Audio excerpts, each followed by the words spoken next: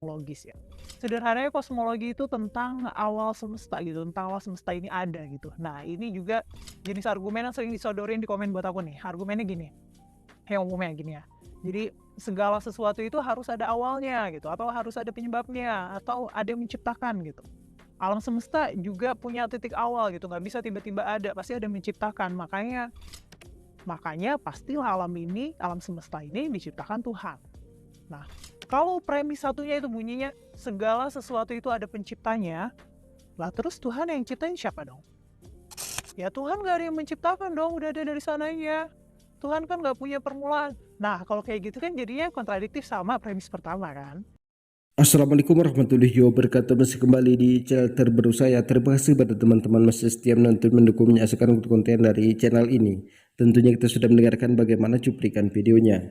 Jadi Kumela ini melemparkan pertanyaan orang ateis. Ini merupakan pertanyaan andalan mereka. Kalau memang segala sesuatu itu ada yang menciptakan, lalu siapa yang menciptakan Tuhan? Tentu ada yang menciptakan Tuhan. Kalau memang Tuhan itu ada, ataukah Tuhan yang menciptakan manusia atau manusia yang menciptakan Tuhan? Banyak memang orang terdiam kalau mendengarkan pertanyaan seperti ini. Sehingga orang itu berkata, oh ternyata kita selama ini dibohongin oleh agama. Ternyata agama itu hanya karangan manusia. Kita dibohongin oleh para ustadz dan para ulama. Jadi kepada teman-teman di sini, sebelum kita dengarkan penjelasan dari Gus Baha, tadi siang saya ada ketemu dengan seseorang, dia termasuk public figure juga, saya tidak menyebut namanya. Dia mengatakan kepada saya, Kumela itu orangnya sangat cerdas, kecerdasannya itu sangat luar biasa, sehingga ada pengikutnya. Saya bilang, jangankan Kumela yang berpikiran ateis, orang yang mengaku Tuhan di negeri kita ini ada pengikutnya. Orang yang mengaku nabi di negeri kita ini ada pengikutnya. Orang yang mengaku nabi ada pengikutnya. Cuman kita bertanya lagi, pengikutnya itu orang yang bisa berpikir atau enggak? Orang yang cerdas atau enggak? Karena kalau orang yang berpikir itu bukan hanya mikirin nyari duit dan makan aja, tapi pikirnya itu dipertengkarkan.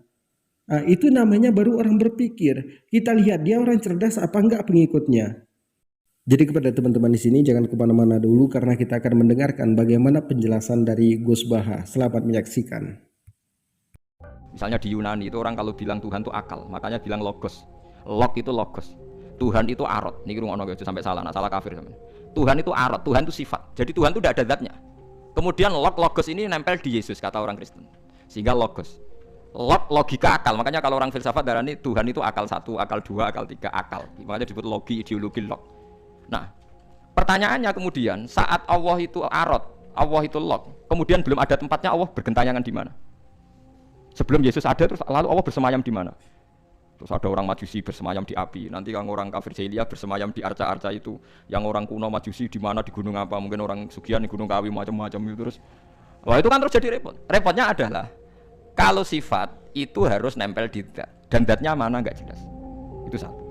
Nomor dua, sifat itu sama mausuf itu mesti dulu mausufnya. Nah, makanya kata ahli ilmu kalam, jangan pernah kamu mengatakan Tuhan itu sifat. Kalau Tuhan sifat nanti butuh nempel nopo. Enggak. Makanya terus kita diajari walillahil asmaul husna. Allah itu zat. Kemudian pada zat ini ada asmaul husna. Jadi mulai dulu Allah itu al-qayyum, zat yang berdiri sendiri. Nah, ini pentingnya ngaji. Mana wong alim mesti wali. Ono wong alim ra wali, goblok-gobloke wong alim. Mergo seneng duit. Kudune wong alim iku wali. Nah Imam Syafi'i ketika disebut wali si awali si B. Nah aku ra wali ning dunya ora ono wali. Jadi idza lam takunil ulama auliya alillah fama ala wajil ardi min waliyin. Nak ulama wis gak wali ning dunya wis ora ono napa wali. Karena hanya ulama yang bisa menjelaskan kenapa harus ada tauhid. Nah ulama ngerti logikanya. Fa'lam annahu la ilaha illallah. Kamu tahu. Bisa diketahui itu karena barangnya sudah hak, sudah wujud. Kalau barangnya belum wujud kan tidak bisa diketahui. Misalnya begini. Berhala Lata Uzza itu yang bisa diketahui satu, bahwa itu batu. Karena batu itu wujud, ya, batunya itu wujud. Tapi sifat ketuhanannya Lata Uzza tidak wujud. Makanya nggak bisa diketahui. Nggak wujud. Agar barang ra wujud kan nggak bisa nopo diketahui. Yang bisa diketahui hanya barang wujud. Makanya fa'lam annahu la ilaha illallah. Harus tahu. Tapi andai kan kita tidak tahu pun ya tetap Tuhannya Allah. Tahu atau tidak tahu. Ini di sini Quran sering bilang kul aminu bihi aula tu'minu. Cek kowe iman cek ora iman ini enggak ada pengaruhnya bagi wujudnya Allah ning zaman azab. Di kula baleni malih itu memang jadi dulu itu orang-orang terjebak ketika Tuhan ning Yunani dianggap logos log. Kemudian di Timur Tengah Tuhan itu dianggap satu arot sing nempel sifat sing nempel ning berhala-berhala. Mbok ning gone daerah Majusi ning wasani sing nemplek ning napa geni macam-macam. Mon niku walhasil akhirnya semuanya itu kalah dengan tauhid sing digawa Kanjeng Nabi Muhammad sallallahu alaihi wasallam. Bahkan sekarang tiang Nasrani pun itu tidak pede dengan teori trinitasnya. Orang kan sekarang tahu semua kan perdebatannya Ahmad Didat sama Stanley Fischer itu macam-macam. Itu kan sampai ada seorang mahasiswi dari Swiss ketika yakin sifat Tuhan yang dijelaskan Ahmad Didat bilang sepertinya Tuhan Anda lebih menarik. Karena dibilang Tuhan Islam itu tidak punya anak, tidak diperanakkan, tidak ada padanannya. Kalau Tuhan Anda ini padanannya banyak gini-gini terus. Kalau ada orang tertarik, sepertinya Tuhan Anda lebih menarik. Karena sifatnya lebih apa? Ya lebih menarik. Terus tadi maknanya walad itu kalau menurut ilmu kalam itu dua. Walad itu anak fisik, anak gen.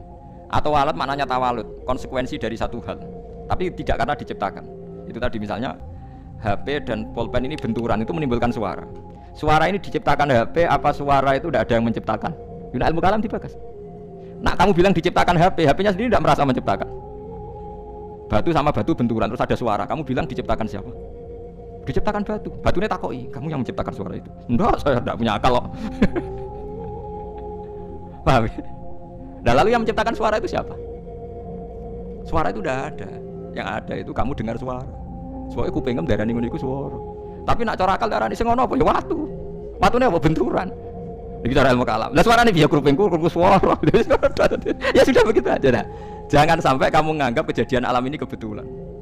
Itu gue yang melukai tauhid. Semua alam raya ini diciptakan secara sengaja dengan iradah oleh Allah Subhanahu wa taala.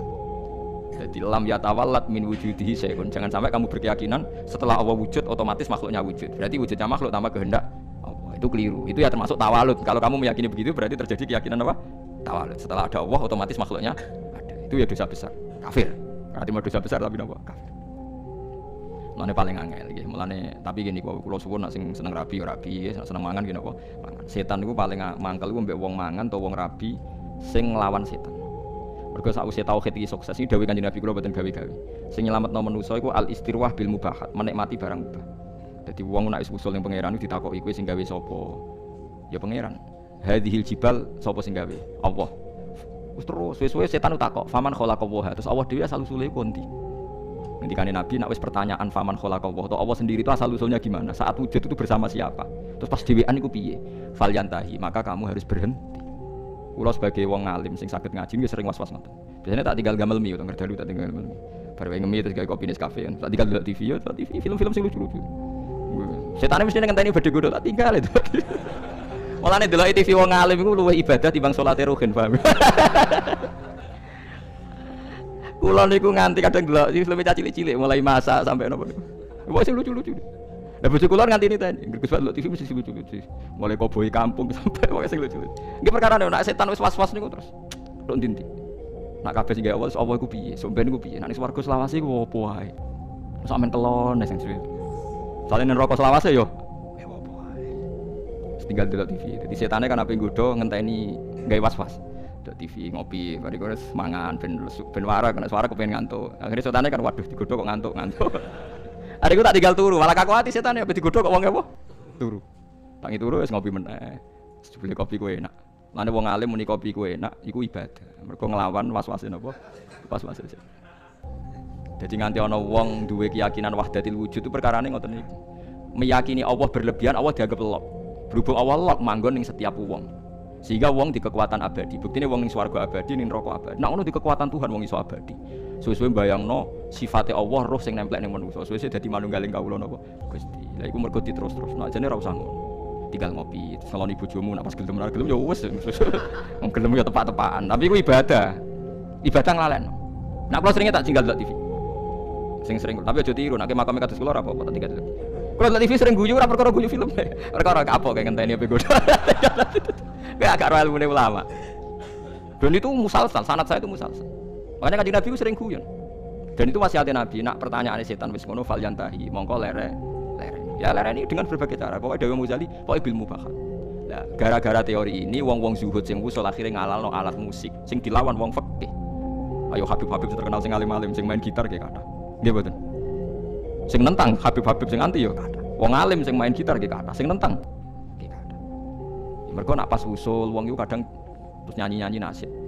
Mulane Imriti ora kitab kuno, Imriti nak nyontokno wong usul fa usribat makna dhamiris syahani. Fa uribat bilhani bil alhan.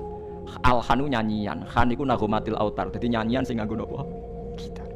Tapi wis sarop wis senenge mbek pangeran wis menyatu, akhirnya isek akhirnya nyanyi. Nyanyi gak sadar nganggo alat musik. Terus wis dadi gerakan Jalaluddin apa? Arumi. Wis ning Indonesia dadi marawis ning. Lho mboten iki ono silsilah.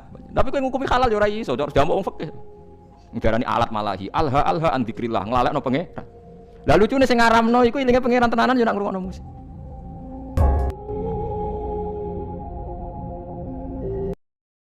Alhamdulillah kita sudah mendengarkan bagaimana penjelasan dari Gus Baha ini. Memang kalau kita lihat baru-baru ini banyak orang berpikiran ateis di negeri kita ini, di mana mereka itu sudah mulai mengembangkan lewat media sosial. Jadi tujuan mereka itu adalah di mana mereka itu harus membawa bendera pelangi ke negeri kita.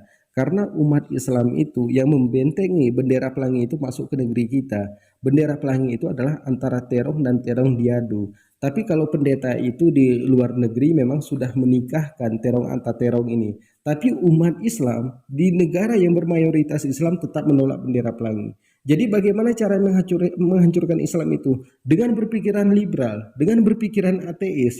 Sehingga kalau kita sudah berpikiran ateis ataupun liberal, bendera pelangi itu akan mudah masuk ke negeri kita. Jadi ini adalah permainan mereka. Tapi kalau memang orang banyak memuji suku Merah ini nggak masalah. Tapi pikirkan bagaimana generasi kedepannya dihancurkan oleh orang-orang seperti ini. Nah, jadi seandainya nanti kedepannya anak kita nikah atau nanti kita punya anak, kemudian anak cowok kita dinikahkan dengan cowok, bagaimana rasanya? Jadi jangan hanya sekedar memuji, tapi pikirkan bagaimana kedepannya. Mereka itu ada sebagian dibayar untuk berpikir seperti itu. Bagaimana caranya merusak umat Islam ini supaya umat Islam ini tidak bersatu lagi. Kita ini mau diadu domba. Tapi kalau pendeta sudah sering menikahkan antara terong dengan terong. Tapi kalau Islam itu belum pernah. Islam itu akan menolak apabila itu bertentangan dengan syariat Islam. Yang halal itu tetap halal, yang haram itu tetap haram. Yang halal tidak boleh diharamkan, yang haram tidak boleh dihalalkan. Jadi mungkin cukup sekian. Assalamualaikum warahmatullahi wabarakatuh.